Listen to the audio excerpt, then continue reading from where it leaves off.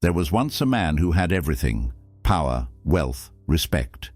He stood taller than most, both in stature and status. His name was Saul, the first king of Israel. For years he reigned with authority, leading armies, winning battles, and receiving the admiration of his people. He had been chosen, anointed, set apart. But something happened that would change everything. And it wasn't an external attack or a conspiracy. It was something within him, a slow, creeping disease of the mind and heart: comparison. It started subtly. One day, a young shepherd named David arrived on the scene, a boy with no armor, no military training, just a slingshot and 5 stones. But with that, he did what no soldier in Saul's army had dared to do. He took down the giant Goliath.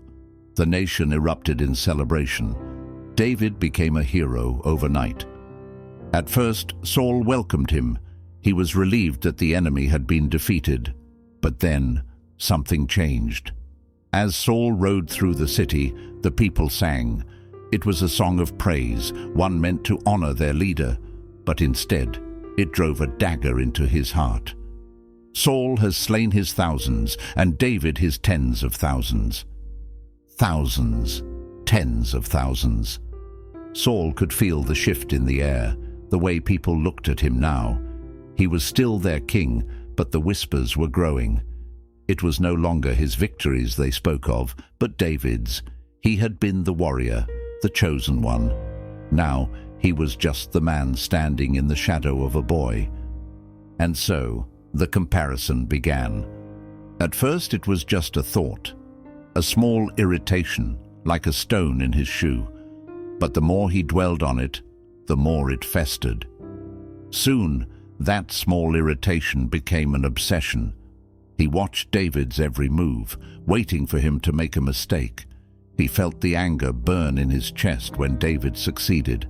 Every cheer, every praise for David was like salt on an open wound. It consumed him. Haven't we all been there? Watching someone else get the promotion we wanted? Seeing a friend buy the house we could never afford? Scrolling through social media and feeling that gnawing sense of inadequacy? Comparison creeps in slowly, making us question our worth, making us believe that someone else's success somehow diminishes our own. Saul's paranoia grew. He couldn't just sit back and let this happen. David had to be stopped. The whispers had to be silenced. So he threw a spear. More than once, he sent soldiers after him, chased him into the wilderness, hunted him like an animal. But no matter what he did, David remained one step ahead.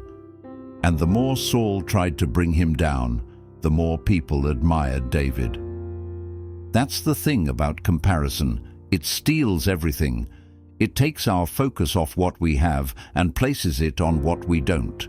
Saul had a kingdom. He had victories. He had power. But all he could see was David. And because of that, he lost himself. David, on the other hand, wasn't playing the same game. He never asked for this rivalry.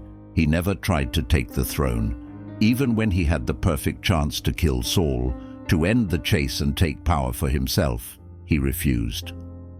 Because David understood something that Saul didn't. His journey wasn't about competing with someone else.